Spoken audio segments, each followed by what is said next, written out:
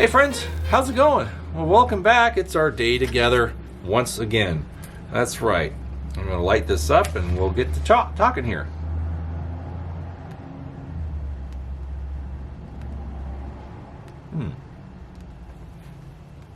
Very nice.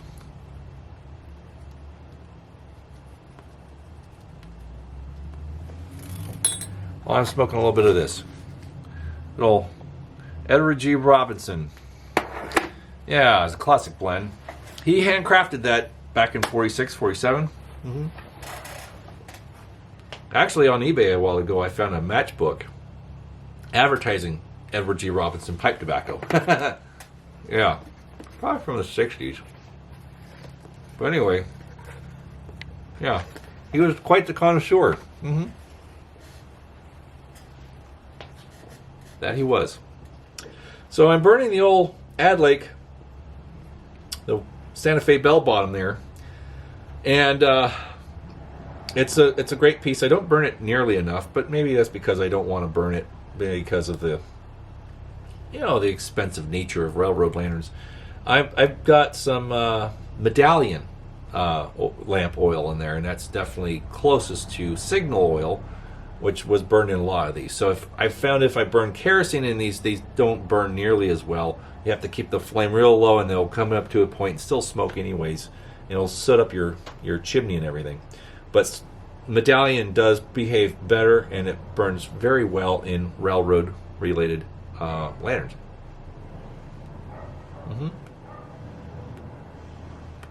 That's right.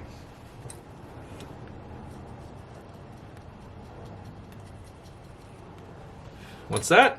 What I have on my head here? Well, this is a very unique style cap. I know it's kind of dark in here. You don't really see much of the details. But no, it's not a hunting cap. This is a Kromer. That's right. Created in the 19-teens. The Kromer Cap came out of just a couple. And the husband, I think, his name was Bob Kromer, I think. I'll have to double check on that, but I will link a description. Well, let me put that the other way. I'll put a link in the description for the history of Kromer caps. But it's interesting because they're still around. They still make caps, and mostly the same, just like this. This one is vintage, probably from the 20s or early 30s, maybe even later than that, but no later than the 30s. But I was at a vintage clothing sale at a friend's shop down in San Dimas, and or Laverne. Maybe it's Laverne. Anyhow, he was having a holiday soiree, and I was looking at his stuff, and this cap was sitting there with other caps from the teens, 20s, 30s, and I picked it up, and he's like, "Oh, you like the Elmer Fudd hat?" I'm like, "No, it's not an Elmer Fudd hat." So I kind of explained what it was, and he's like, "Oh, okay." And so we talked price and everything, and I got it, and it fits fairly well. I haven't shared it with anyone on the channel yet, and I haven't really worn it. I've been kind of saving it to wear with my railroad stuff. So when there's the right time, right railroad related event, then I'll definitely wear it with my overalls and everything else. But it's a neat piece because I like to buy railroad related workwear when possible. Sometimes you can't, because sometimes it's just too expensive because whoever's selling it knows what it is. And there's workwear related collectors in the vintage clothing circles who buy predominantly denim and items of clothing that were worn and worked in, like either mining or railroads or different other capacities of manual labor and stuff like that. So there's definitely guys that go for the blue collar collectible workwear. And I like that stuff, but I can't afford it anymore. And I kind of kicked myself because in the 1990s, when I started collecting antique clothing, nobody wanted that stuff. Everyone wanted suits, ties, hats, all the white collar stuff from the 30s and 40s. They wanted to be a fancy movie star, more or less, or dress as a common person of the 30s and 40s, and wearing a suit and hat and all that stuff. That was the general understanding. But I should have been buying workwear, because now that's where the money is. You hear that dog yapping? Jeez. That's like several blocks away. That dog's got some pipes. Anyways, so yeah, I got this cap, and it's funny because I've actually seen photographs of crew members wearing this exact same black Kromer cap. And I'll drop them in here so you can see Santa Fe engine crew. There's the engineer and his conductor, and they're they're standing outside of the engine. And there's also, here's a picture with the conductor in the caboose wearing a Kromer cap with Santa Fe conductor badge between the two flaps. Now, the Kromer cap came about because Mr. Kromer, he was an engine member. He was a crew member on an engine. I think he was a fireman, but I can't say for sure. I'll have to double check on that. But he also played baseball, and so I guess he would wear ball caps, and he wanted a cap that would be good for winter, and so he asked his wife to sew these straps on, or these pieces of fabric, or that he could flip down and use over his ears. And so it's kind of cool that she made this cap. She had just made a custom design to the cap he had, and then people saw it and liked it and wanted one for themselves, and so they started making them. And to this day, Kromer caps are still around, and they're still being made to the same specifications and quality as they once were in the 1910s and 20s. You can get a variety of different styles. You can get plaids or solid colors, or even the cotton polka dot engineer's cap too. No, they make those as well. So check it out. Check out the Kromer website if you're interested. And I thought it'd be fun to share this piece of railroad history from Kromer caps. But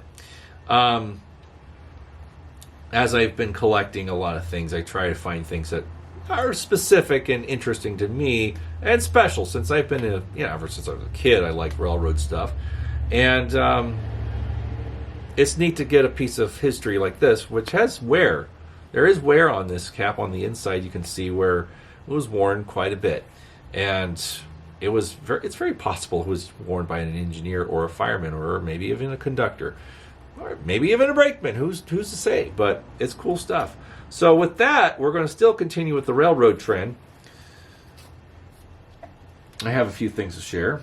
Recent acquisitions. Now, these two things were gifts just last week. And a good friend of mine, gave me this. She was pulling it out of a house that she was helping organize and go through, and she found this picture. This is a pretty cool picture. Hold on a second. There we go. Forgive the shadow in the lower corner. That's from the camera. Can't do much about it. But this is Santa Fe engine 3721. And she was a mountain class, which was a 482 configuration, built by Baldwin Locomotive Works in 1920. Now, they ordered a lot of engines from Baldwin, and I think specifically Baldwin. I don't think Santa Fe ordered any engines from any other, locomotive works. But 3721's history is not too well known. I've tried to find some things about her, but from what I've learned from some of the guys in the Santa Fe Locomotive appreciation page, history page on Facebook, I guess she worked out of between Los Angeles and Bakersfield, and then eventually from Bakersfield to the Midwest. But anyway, not too much is known about every engine that the Santa Fe ran. A lot of those records were thrown away or disposed of. And a lot of the people from those days are no longer with us. There's really no retired engineers from the steam era alive anymore, sadly. But this is 2025, and this engine was on the rails between 1920 and 1952 or 51. So if anyone was an engineer on this engine, or any Santa Fe steam, it would be right at the tail end of the career of steam, right into the transition of diesel in the early 50s. Now, I did manage to find another picture of 3721, which is actually pretty interesting. And I will share that right here. Check that out. So you have her facing the camera, But there's something different. If you look closely, you'll see that she's in the dirt. And the fireman's side of the engine, the rail is flat. So there was a derailment, and it twisted the rail to its flat, and it just made a big fat mess. And if you look behind her, it was a double header. And another engine is almost on her side. So I can't really make out the number board on that engine. But I showed it to another friend of mine, and he suggests that it's 3761, which was a mountain. No, sorry, it was a northern. 3761 is a northern, class 484 northern, similar to 3751, which you've seen the video of. Anyway, pretty interesting picture. Bad derailment, and by the pilot, you have a engineer or fireman taking a picture with the engine in its current state. But anyway, they did eventually get it fixed, naturally, since she was retired in the early 50s and eventually scrapped. But that was a sad fate for a lot of steam engines. And, people just get, railroad buffs. I'm one of them. I appreciate railroad history. I find it fascinating. And as sad as it is, railroads were about making money. They were. And dieselization was a cost-cutting measure, because even though steam was more powerful and still had a lot to give, diesel was cheaper. It spent less time in the shops, and it was cheaper to maintain, and it wasn't as expensive to fuel. So diesel definitely won out. And it wasn't until diesel was refined and developed enough to pull the trains that it was required to pull. Because up prior to World War II, mostly diesel electric were out there, were streamliners pulling limiteds and high-speed, commuter trains and stuff like that. It wasn't for long distance, really. They weren't up to snuff yet, but it wasn't until after the war that they started going cross country and pulling very long trains. Now, of course, the Santa Fe Super Chief and whatnot started in 1936, give or take. That was the very first streamlined diesel train service that Santa Fe introduced, and that did long routes. But of course, they had to have an A and a B and a dummy unit, so they had several engines to pull longer trains for far distances. But one steam engine would be able to do the job. Yeah, so it took some development to get to the point where they were confident enough where it was a good replacement to retire steam and go forth with the less expensive answer, which was the the diesel. But even then, a lot of the early diesels are very hard to find. The streamlined diesels from the 40s and 50s. I think there's only one or two, E-type units from the late 30s out there. I think there's a B&O that was restored to cosmetic, configuration. Sadly, they don't run it. I'd like to see it run. But, people are like, oh, they should run it. They should make it go. It would be so great to see it on the rails. Yes, it would be. However, the expense is incredible to get a train on the tracks on the main line. It really is. You have to do a special dance with the railroads that own the lines, get all the different insurance paperwork all filled out, and pay for it for the privilege of running on main line, and creating excursion trains that would not hinder or jeopardize any revenue service by the railroad that owns the line. So there's a lot of different variables at hand with running excursion trains. Now, of course, you could go to Strasbourg and ride their excursion train because they own their own track. It's not part of any system. There's other museum trains that you can ride on the regular during certain seasons and everything, and that's great. That's fun, and I love that they do that. It's great that you can go to different parts of the country and experience a steam engine today in 2025, and I strongly suggest anyone to do that. Now, for those who follow Southern California steam heritage, we all know that we have one and it's 3751, which is a beautiful engine, and she's very special to me, and you know this. You've seen the video. Anyways, she's trying to figure out her next excursion, and so I'm definitely keeping an ear to the rail to find out when that will be. But we have more stuff to share. Speaking of more steam service, this is the Overland Limited, which was a Southern Pacific train. Yes. This is a beautiful, kind of textured watercolor paper. I don't know if you can see that, but it's got a nice texture to it. Let me turn it like this. You can see kind of the texture to it. But beautifully printed. And here's the first blurb. This is a booklet about the Overland Limited from Southern Pacific. Chicago, Omaha, Salt Lake City, Ogden, Sacramento, and San Francisco. And here we go. It's just beautifully colored plates. And you have them in the dining car. You have the porter with the food and everything in the dining car. The Pullman service was first class. It really was. And the members of the Pullman car service, they were very well respected. They were. They made decent money, and in that era and segregation and everything, it was rare for African Americans to make a decent living wage. And if you were a porter on a Pullman, that was an accomplishment. It was. And I know it's considered insensitive today, but that was at that time a very respected position. Here's these ladies in a fancy, dressing room, getting ready for dinner or the evening on the train. Now, it's funny because the colors used in here are very vibrant. And a lot of people that I talk to today, they just think 1920s, 30s, 40s is just drab black and white photographs. No, they did exercise color quite a bit.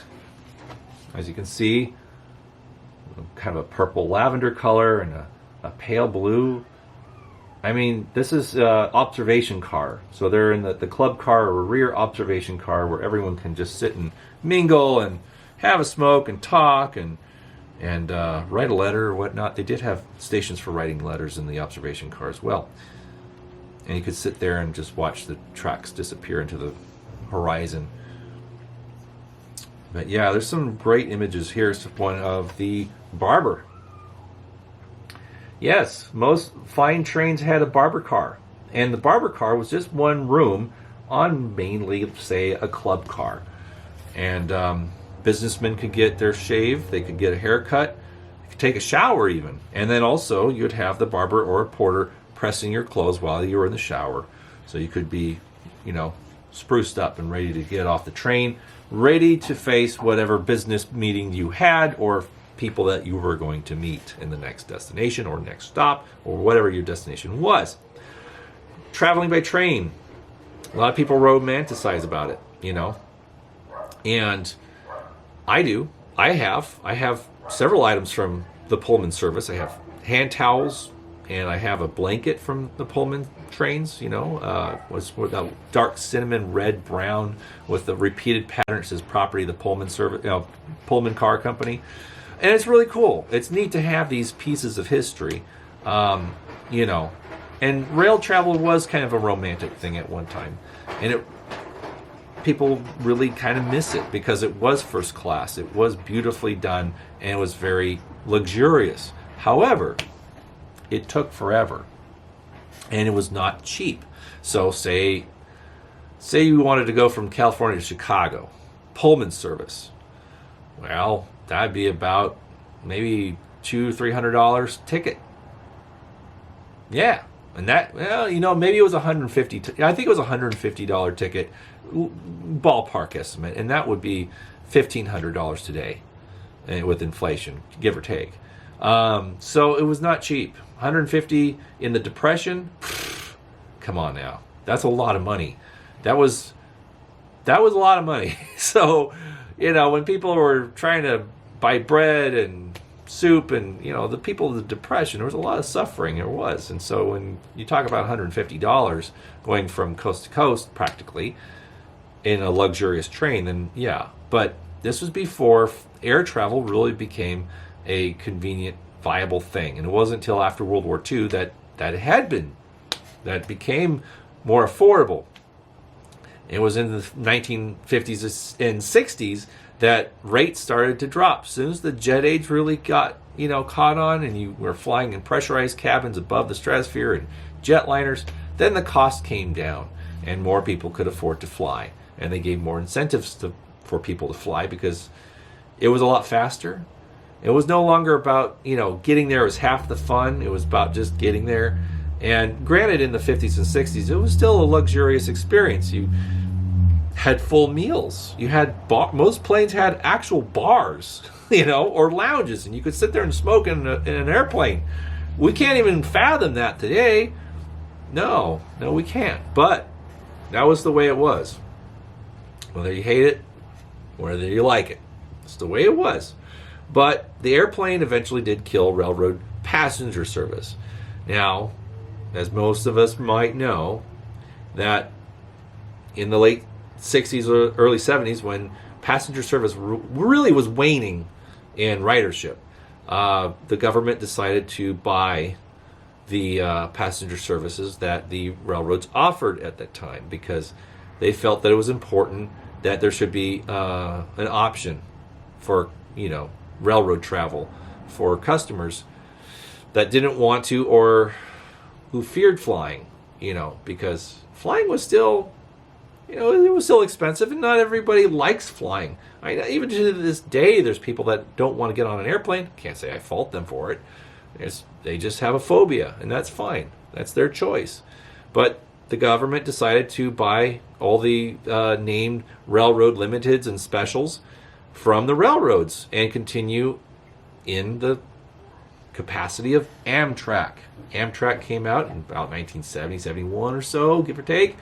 And they bought the Super Chief, they bought the Sunset Limited, Star Coast Daylight, all those famous trains, all the famous passenger service. They bought those names and they reinvented them. Naturally, they weren't nearly as fancy or as comfortable or customer service based as the railroads were when they had them. But, the railroads were getting rid of their passenger service because jet service was a lot cheaper and you could get there a lot faster. And that's unfortunate. It is. But that's innovation and that's progress, unfortunately. That's just the way things go. When something better comes along, then people are going to go for that. And if they can afford it, even better. And they're like, well, I can take a plane from Los Angeles to Hawaii in a matter of 5 or 6 hours instead of taking, say, a Matson line, taking a week to get there or 6 days. Even though you enjoy your time on an ocean liner going from Los Angeles to Hawaii, you're spending a lot of your vacation just getting there. Even though it's pleasurable and it can be nice, it's part of the experience. But yeah, people are like, well, I just want to get to Hawaii and I want to be on Hawaii longer than taking a ship. Of course, Pan Am was flying service there, but who could afford that? Yeah, the China Clippers and the Pan Am Clippers and everything, those were not cheap planes and 4-engine propeller-driven seaplanes, But anyway, transportation, it's evolved and it's changed and it's done its, whatever. And we all have nostalgia for the old days and steam trains and passenger service and, sleeping on the train. And we view these things as better.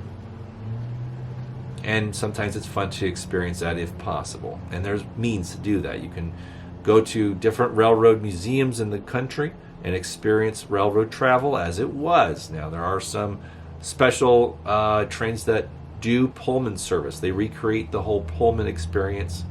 I think it's a little more sensitive today. But they have people of all backgrounds that dress in uniform, and they give you a private rail car experience of the Pullman service.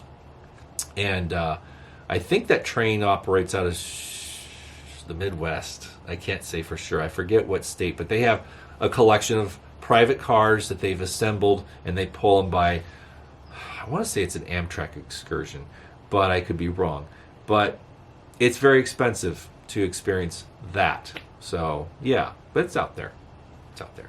A friend of mine who owned several passenger cars from the 40s, 50s, actually had to move all his cars from Union Station out here out to the Midwest because he's part of a Heritage Railroad Museum now, where he's actually making money with his cars because Amtrak changed their policies of hooking passenger cars to the end of the Surfliner that we used to do every year in December for Pearl Harbor Day down to San Diego and back to Union. Yeah, times change, and they didn't want to deal with it anymore. The hassle of, wrangling these private cars and getting all the certification and signing off on all the insurance and everything, it became very expensive and very, cumbersome. So, yeah, if the main line, if the main traffic was suffering because of it, then Amtrak's going to say something about it and change their policy because they want to make money as well as the other railroads do. So it's what it is. It's unfortunate. Sadly, greed has killed a lot of wonderful things, and it still continues to threaten wonderful things. Greed is a very terrible thing, but it's the world we live in, sadly. Well, friends, I hope you enjoyed this video, sharing some fun railroad memorabilia, and it's just my pleasure to keep bringing things interesting and historic and fascinating. It's nice to burn this. I haven't burned it in several months. Yeah, it's a neat piece. Yeah. It's really the only railroad lantern I have. I have three others, actually, but I don't have a lot. Some people collect predominantly railroad stuff, but sadly I'm not the wealthy person to do that. They can go for a lot of money, but I got a good deal on that. It's not perfect condition, but I like it. It serves the purpose that I appreciate for it. And I actually like it in its distressed way because it looks like it's worked. And the cool thing is somebody actually converted the bail, because this would have had a hook on either side so it would collapse. But they field modified this bail so it just stand up so you can just grab it. I've seen them also like this, but with a wrapped bail for better grip and better comfort. But anyway, turn that back around there. Oh, see, bell bottom. Sounds like a bell. Anyways, fun stuff. Hope you appreciate it. Hope you enjoyed it. And keep sharing with your friends and family who might like old stuff and lanterns, of course. And we'll be back at you in a week's time. Take care. Bye-bye.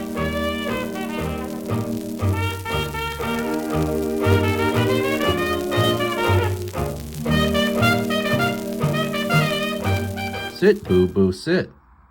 Good dog.